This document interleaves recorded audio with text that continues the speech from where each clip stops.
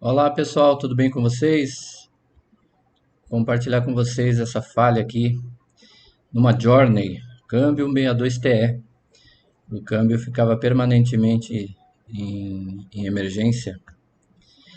Então, passando o scanner, deu essa falha P076A e indicava a solenoide de mudança H. Isso não é relevante não, que muda a nomenclatura. E o câmbio permanentemente em emergência. E quando apagava o código, ele sumia. Porém, o câmbio não deixava de estar em emergência. E aí, rodando, insistindo um pouquinho, o código voltava.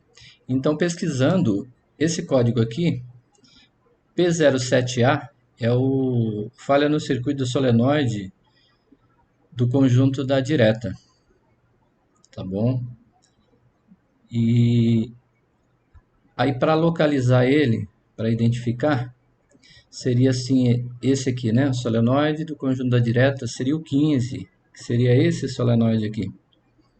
Aí, feito as medições com o multímetro, a resistência estava igual para todos e estabilizada. Porém, para esse solenoide 16, que é o solenoide do conjunto de baixa, solenoide 16, a resistência dele estava alterada e não estabilizava, ficava variando permanentemente. Então, o que eu fiz? Eu coloquei outro solenoide aqui no lugar do 15 e coloquei o 15 no 16, porque se ele estivesse com falha, ia mudar o defeito do carro, né? Então, eu fiz isso. Coloquei outro solenoide no 15 e o 15 eu coloquei no 16, tá certo?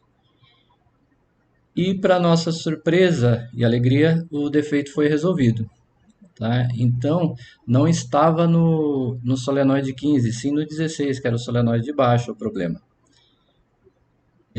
O câmbio permanentemente em emergência, né? Seria o problema. O código sumia, depois voltava e o câmbio permanecia em emergência, tá certo?